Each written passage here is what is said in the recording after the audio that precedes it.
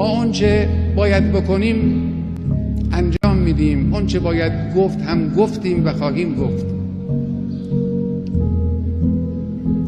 من جان ناقابلی دارم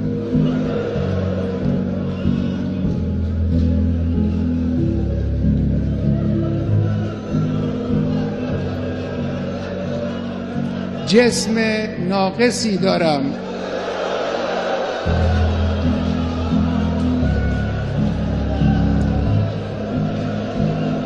اندک آبرویی هم دارم که این را هم خود شما به ما دادید. همه اینها رو من کف دست گرفتم، در راه این انقلاب و در راه اسلام فدا خواهم کرد. اینها هم نثار شما باشه. سید ما، مولای ما، دعا کن برای ما. صاحب ما تویی، صاحب این کشور تویی، صاحب این انقلاب تویی. پشتیبان ما شما هستید. ما این راه رو ادامه خواهیم داد، با قدرت هم ادامه خواهیم داد. در این راه ما رو با دعای خود، با حمایت خود، با توجه خود پشتیبانی بفرما. بسم الله الرحمن الرحیم. Hey Ricardo, what's up? اذا جاء نصر الله والفتح ورأيت الناس يدخلون في دين الله أفواجا فسبح بحمد ربك. So, ladies and gentlemen, the United States and Israel murdered this man, the religious leader of Iran. Damn, why this should get me emotional? I had actually did these slides last week, but for some reason I just didn't want to go live. But so they painted this man as a criminal, as a demon, and it's so fucked up that we have to learn about great leaders after they're killed. Look at how children admired this man. شما اول بزرگ بشید، انشالله قدرتون بلند بشه، درس بخونید و عالم بشین و انشالله برای اسلام مفید باشید. یه 80-90 سالم عمر کنید بعدم شهید بشید.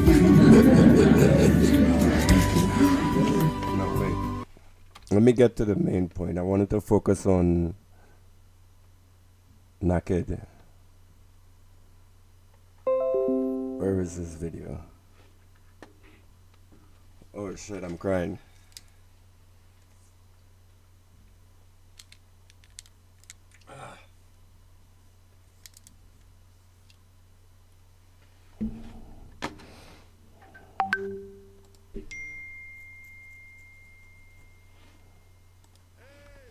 Hang on, let me look for this video.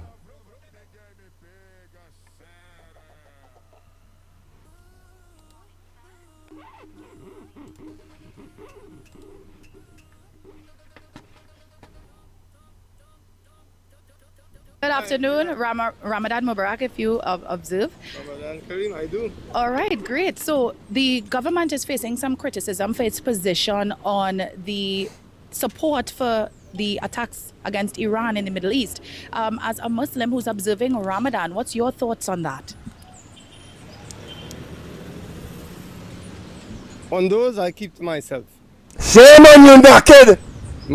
My sympathy, my support are with my Muslim brothers and sisters, and the views of the party is the view of the party, and we follow our leader. But my views on those are with the Islamic resistance, and that's my comment. And you know, Shame on you, Senator Nakhid! Shame on you! the young girls. This got me so angry How did you watching feel when this you saw man. that? Very sad. As I feel as when any innocent lives are lost, I felt very sad. I still do. As my family is out on that side of the world. So I feel very, very sad at this what has happened. But those are my private views, and that's my comment. Do you ever think that there's a duty on your Senator Nakhid, You are not a private citizen. You are in a position to set policy, to set guidance, to set resistance, opposition. How are you going to call yourself a Muslim, a man of faith, and you see atrocities being committed and you support this? The opening act of this war with Iran was the murder of 165 school children. And the immediate response by the Trinidad and Tobago government was outright support for this. Here it is. So on February 28, 2026, I think this is the second draft, because the first draft, after when it started coming out that schoolgirls were killed, they pulled their first their first wording, and they came up with the second one. The Ministry of Foreign and CARICOM Affairs wishes to express its support for the continued actions of the United States of America aimed at preventing oppressive regimes from acquiring nuclear weapons capabilities that would jeopardize international peace and security. The proliferation of such weapons is a grave threat to the global community.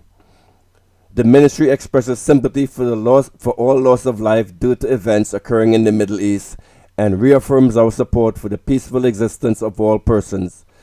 The ministry stands in firm solidarity with our brothers and sisters in the Gulf, including those in the United Arab Emirates, Kingdom of Saudi Arabia, Bahrain, and State of Qatar, who have come under attack, and condemn in the strongest possible terms any acts of aggression that threaten their sovereignty, security, and stability. The safety and security of Trinidad and Tobago nationals in affected countries remain a paramount priority for the Ministry of Foreign and CARICOM Affairs. What did they do, people, actually?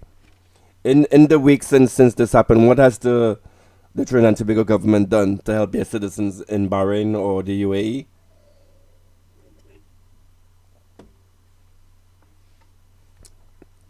In light of reports of missile attacks in several locations, all nationals in impacted areas are strongly urged to shelter in place and adhere strictly to the guidance of local authorities. The ministry further advises all citizens to refrain from travel to the Middle East at this time. These precautionary measures are taken solely in the interest of protecting the well-being of our nationals. As previously indicated, the Ministry of Foreign and CARICOM Affairs continue to monitor closely the evolving situation in the Middle East and to engage with international partners as appropriate. Nationals in the region are strongly encouraged to take the following precautionary actions. Remain vigilant and stay informed by monitoring credible news sources and official advisories. Register promptly with the ministry's registration system for nationals abroad. They gave the website. Ensure that all travel documents are valid and up to date. Comply fully with safety and security directives issued by local authorities. Identify the nearest emergency shelter in the event of escalating hostilities. Develop contingency plans for departure where personal safety may be at risk. For further information or consular assistance, nationals may contact the ministry at consular@foreigngov.tt.